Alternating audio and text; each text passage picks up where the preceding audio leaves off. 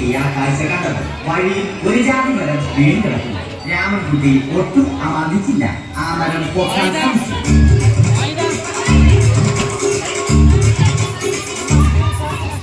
നടക്കുന്നില്ല. പിന്നെയും പിന്നെയും പൊക്കാൻ ശ്രമിച്ചു.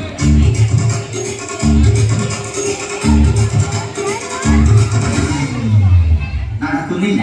രാമൻകുട്ടി വഴിയെ പോയവരെ എല്ലാവരെയും സഹായത്തിന് വിളിച്ചു.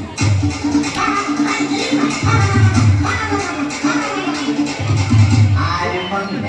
അവസാനം കുടുംബശ്രീ യൂണിറ്റിൽ തൊഴിലുറപ്പിന് പോകുന്ന പെണ്ണുങ്ങളെ സഹായത്തിന് വിളിച്ചു.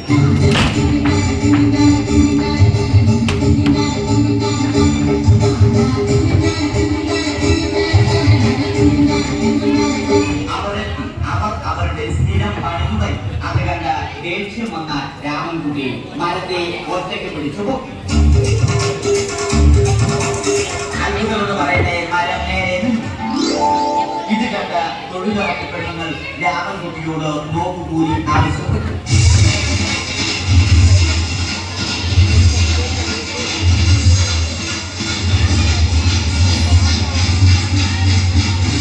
പോക്കറ്റില്ലാത്ത ബനിയൻ ധരിച്ച രാമൻകുട്ടിയുടെ പോക്കറ്റ് വരെ കീറിയിട്ടാണ് പെണ്ണുങ്ങൾ പോയത്.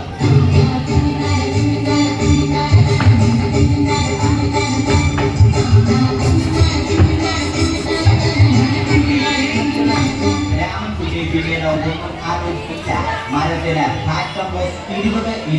സെപ്റ്റംബർ 14 മരം തഴച്ചു വളർന്നു. ഇത് കണ്ട രാമൻകുട്ടിക്ക് സന്തോഷം വന്നു. സന്തോഷം വന്നാലും ദുഃഖം വന്നാലും രാമൻകുട്ടിക്ക് മരത്തിനു ചുറ്റും ഡാൻസ് കളിക്കുക എന്നുള്ളത് രാമൻകുട്ടിയുടെ മാസ്റ്റർ പീസ് ആയിരുന്നു. ആ മാസ്റ്റർ പീസ് രാമൻകുട്ടി ഇവിടെ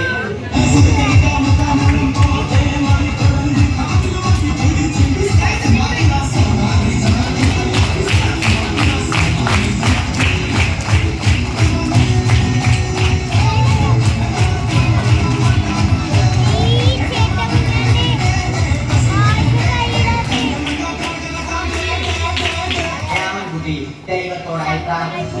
നിങ്ങൾ എനിക്ക് ആയുസ്സും ആരോഗ്യവും തരൂ. ഞാൻ മരങ്ങളെ സംരക്ഷിച്ചുകൊള്ളാം. കാരണം മരം ഒരു വരമാണ്.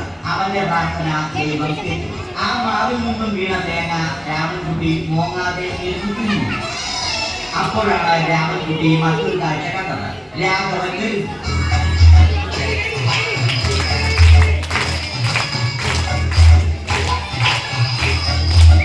മരമുറിക്കൽ ഹോബിയാക്കിയ, അതിലുപരി ജോലിയാക്കിയ രാഘവൻ മരങ്ങളുടെ ശത്രുവൻ. മരങ്ങൾ മുറിച്ച് ഫർണിച്ചർ പണിയുന്നത് തെറ്റൽ. അവനെ ഇതിൽ നിന്നും പിന്തിരിപ്പിക്കണം. അവർ തമ്മിൽ ഒന്നും രണ്ടും പറഞ്ഞു. സംസാരം മൂത്ത് വാക്കേറ്റമായി. അത് പിന്നെ അടിയിൽ കലാശിച്ചു.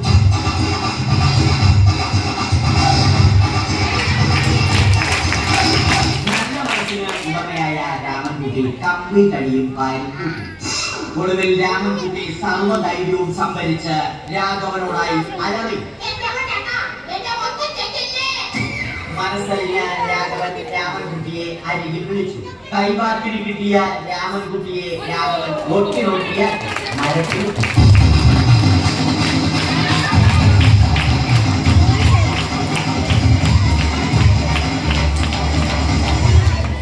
പണി കഴിഞ്ഞ രാഘവൻ സംതൃപ്തിയോടെ വീട്ടിലേക്ക് മടങ്ങി.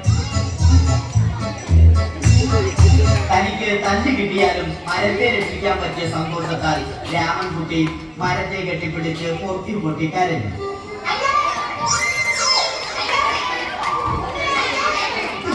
കാരണം മരം ഒരു വരമാണ്. കെട്ടിപ്പിടിക്കൽ ഏറ്റുവാങ്ങിയ മരം നാണം കൊണ്ട് ചില്ലകൾ താഴ്ത്തി. മരത്തെ രക്ഷിച്ച ക്ഷീണത്തിൽ രാമൻകുട്ടി മരച്ചുവട്ടിലിരുന്ന് ഉറങ്ങിപ്പോയി. പെട്ടെന്നാണ് അത് സംഭവിച്ചത്. പ്രകൃതി അതിന്റെ തനി ഗുണം കാണിച്ചു തുടങ്ങി. മഴയും കാറ്റും ഇടിയും വന്നു. അതോടൊപ്പം കോളും വന്നു. കോളെടുത്ത് രാമൻകുട്ടി പറഞ്ഞു. രാമൻകുട്ടി ദൈവത്തോടായി പറഞ്ഞു. കാറ്റും മഴയും അതൊന്നും ചെവിക്കൊണ്ടില്ല. രാമൻകുട്ടിയുടെ മരം ആടി ഉയർത്തി. രാമൻകുട്ടി ദൈവത്തോടായി വീണ്ടും പറഞ്ഞു. മരം ഒരു വരമാണ്. മരത്തെ ഒന്നും ചെയ്യരുത്. വരം കിട്ടിയതുപോലെ രാമൻകുട്ടി തന്റെ ചൂണ്ടുവിരൽ കൊണ്ട് മരത്തെ താങ്ങി നിർത്തി. ചൂണ്ടുവിരൽ വളഞ്ഞ് ചൂണ്ട പോലെയായി. ഇനി മീൻ പിടിക്കാൻ കൊള്ളാം. അവസാനം സംഭവിക്കേണ്ടത് സംഭവിച്ചു. രാമൻകുട്ടി അടിയിലും മരം മുകളിലും. അന്ത്യശ്വാസം വലിക്കുന്നതിന് മുമ്പ് രാമൻകുട്ടി ദൈവത്തോടായി ഇങ്ങനെ പറഞ്ഞു: